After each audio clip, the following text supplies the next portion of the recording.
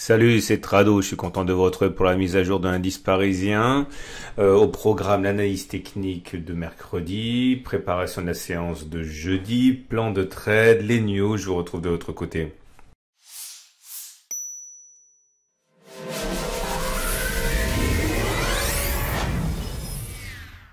Effectivement, on ne pouvait pas s'attendre à une telle décrue violente de 2,92% qui n'a fait qu'empirer à mesure où le scénario se déroulait.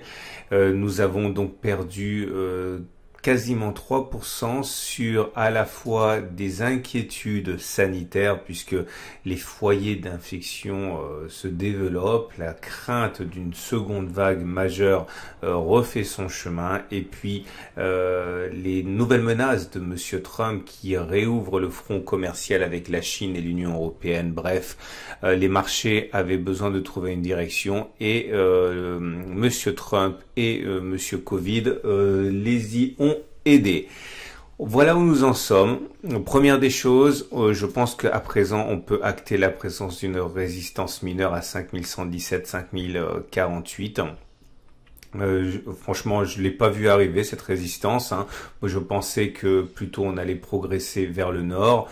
Bon, vous le savez très bien, j'ai pas pris position pour l'instant puisque les conditions n'étaient pas remplies, mais les conditions se remplissent pour un trade haussier et baissier une fois de plus. On n'en est plus très loin.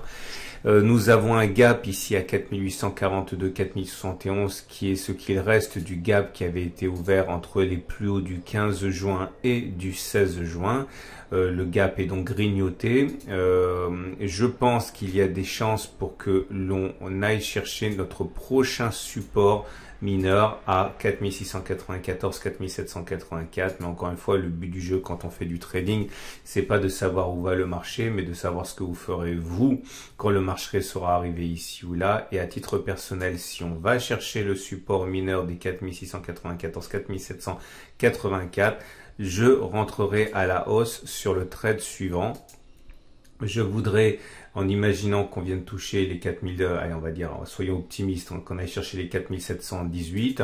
Si je mets un stop loss en dessous d'un support mineur, d'un autre support mineur, du canal orange, ça me ferait un stop à 3,7%. En pariant sur le retour sur les plus hauts, ça donne un ratio à 10,2%. Et même si on va simplement chercher la résistance mineure des 5048, ça donne un objectif à 6,3% avec un stop à 3,6%. Ce serait tout à fait satisfaisant. C'est ce que je m'apprête à faire dès jeudi. Est-ce que cela veut dire qu'on va remonter? Je n'en sais rien. Est-ce que ça veut dire qu'on va casser par le bas? Je n'en sais rien non plus. Mais bon, étant donné que je me mets toujours du côté des statistiques et de la tendance et avec un ratio gain-risque supérieur à 1, clairement, je m'en fiche un peu de ce qui va se passer. L'idée, si vous débutez, il y a toujours des nouveaux, c'est de comprendre que il faut partir du principe que vous avez raison une fois sur deux. Si vous avez raison une fois sur deux, mais que vous gagnez plus quand vous avez raison, que vous ne perdez quand vous avez tort, en ayant un ratio gain-risque supérieur à 1, idéalement au moins 1,5, c'est pas grave. Donc voilà la situation. Ce canal orange, pour l'instant, il tient. Le chandelier du jour, il est bien laid, ok, il termine sur les plus bas du jour avec un gros corps rouge, ça veut dire qu'on le termine plus bas que là on a ouvert, on a ouvert à 4977, on termine sur les plus bas, bon c'est une bougie qui invite à penser que l'on n'a pas fait les plus bas. Je tire d'ailleurs, je profite de l'occasion pour parler du backtest d'hier. Vous voyez, on a fait beaucoup de backtest depuis une semaine, 2 semaines, 3 semaines. Généralement, ça se passe dans le sens de la tendance, dans le sens des statistiques. Là, aujourd'hui, vous voyez bien que le backtest avait dit que normalement, ça devait monter. Enfin, il y avait plus de chances sur 100 fois qu'on aurait vu les cours monter à cause du croisement MACD 0 d'hier. Là, ça n'a pas fonctionné. Ça ne veut pas dire que ça ne marchera pas la prochaine fois, ni que ça marchera la prochaine fois. Ça veut dire que sur 100 fois, normalement, on a raison plus souvent qu'on a tort. Et bien, ce coup-ci, ça n'a pas fonctionné. Heureusement pour moi, j'avais pas pris de trade. Notez également la présence d'une nouvelle résistance oblique descendante à laquelle, à mon avis, il faut apporter de l'importance parce que elle pourrait constituer à terme eh bien la formation d'un triangle comme ça. Si on va chercher encore une fois le support mineur comme je l'espère, on aurait quelque chose comme ça, et c'est intéressant parce que une cassure de cette figure donnerait un objectif assez clair.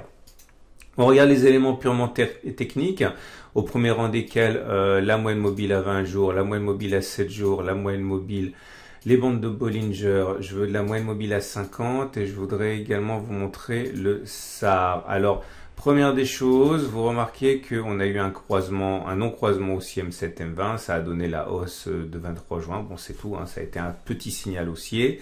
La tendance générale est neutre parce qu'on est en dessous de la M20 qui monte, la tendance de court terme est neutre parce qu'on est en dessous de la M7 qui monte. Par contre, je vais tout de suite oui, la tendance de fond donnée par la M50 est haussière, on est toujours au-dessus de la M50. Et regardez, j'avais parlé de ça sans y accorder suffisamment d'importance, la contraction des bandes de Bollinger.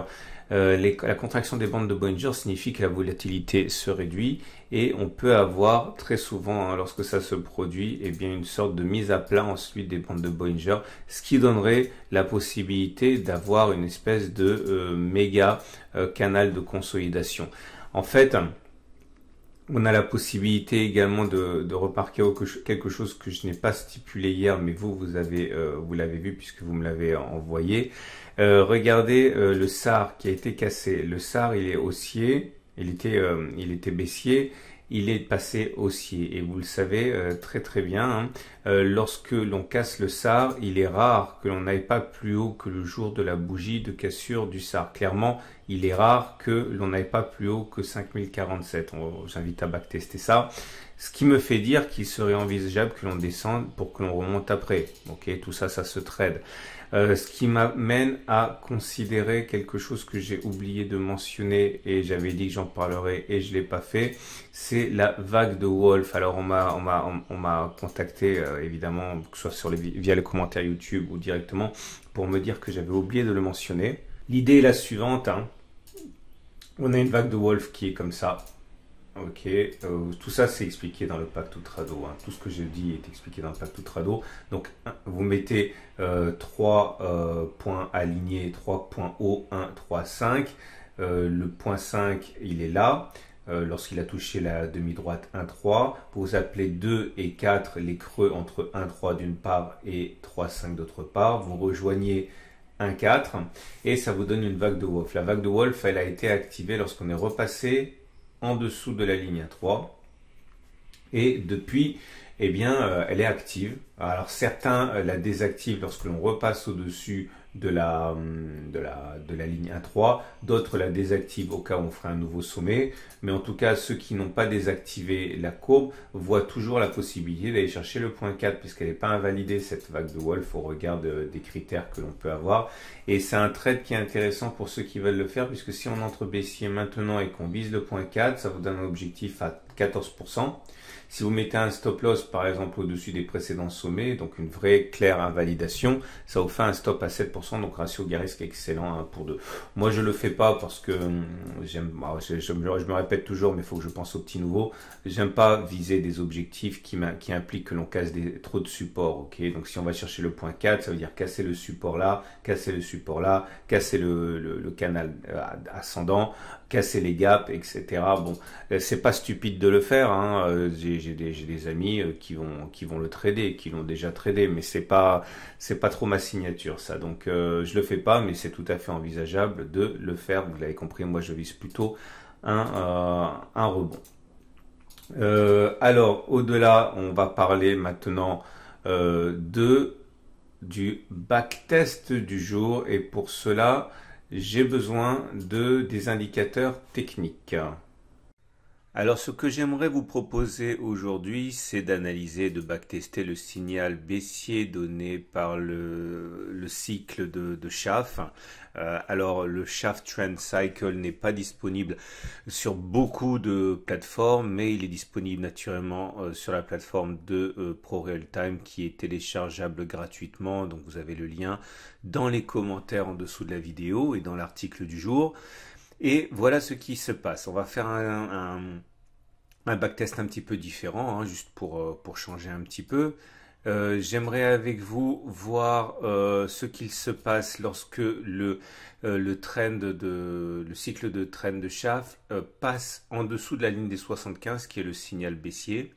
Et bon, c'est une mélange de stochastique et de MACD, hein, l'outil de Schaff. Et le test sera réputé gagné si on passe d'abord en dessous des plus bas de la bougie qui a provoqué le signal baissier, et le test sera réputé perdu si on passe d'abord au-dessus de la bougie qui a provoqué le signal. Donc il n'y a pas de clôture cette fois-ci, hein, c'est simplement pour voir ce qu'il y a de plus probable sur la séance suivante. Alors c'est parti, voilà le premier signal qui a été donné ici, et donc c'est une réussite.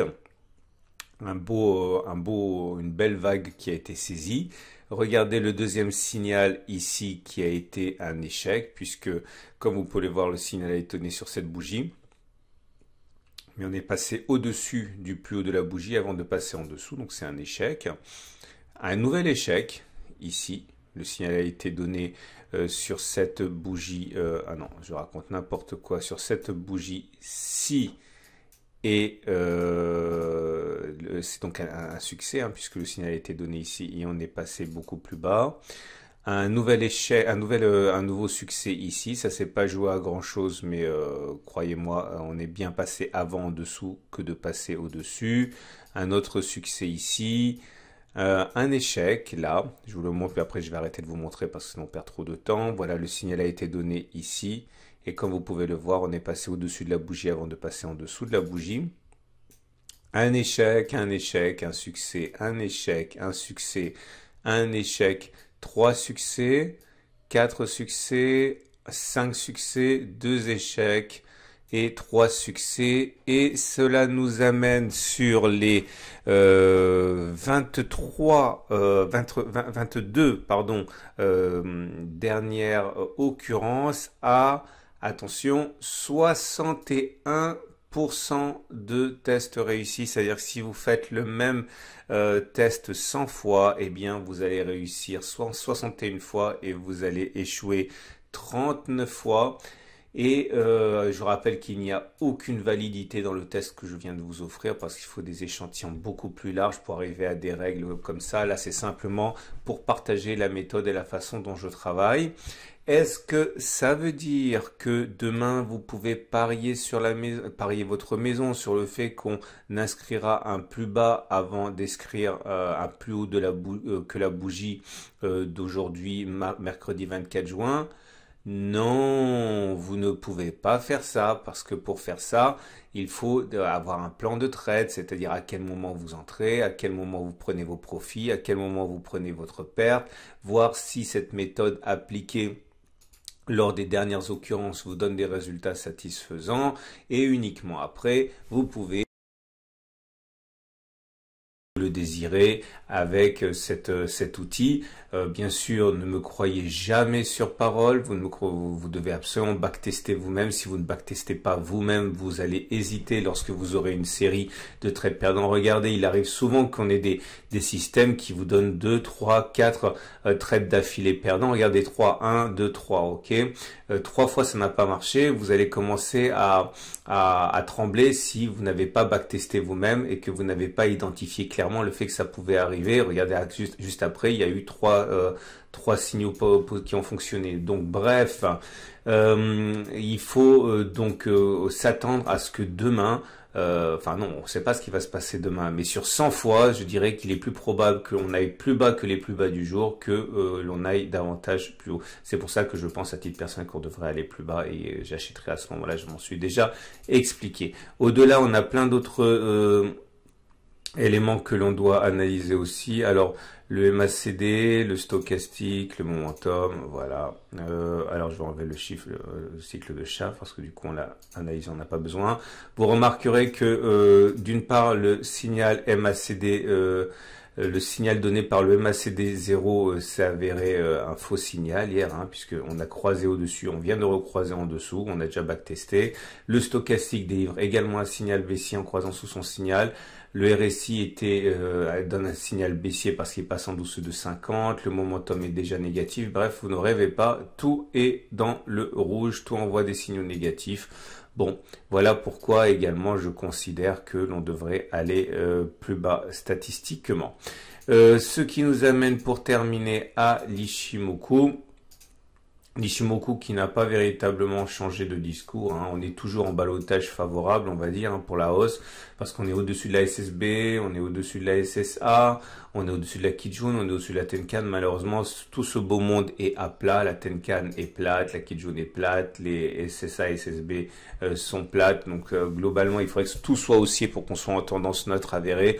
Là, c'est pas mal, mais c'est pas véritablement une tendance haussière puisque les courbes sont plates. Mais voilà, c'est mieux que si elles n'étaient pas justement plates et qu'elles étaient descendantes. Je vous remercie infiniment pour tous les gentils commentaires que vous m'envoyez. Je vous rappelle que si vous voulez apprendre ma technique et gagner beaucoup de temps dans votre trading, vous pouvez vous procurer ma formation intégrale.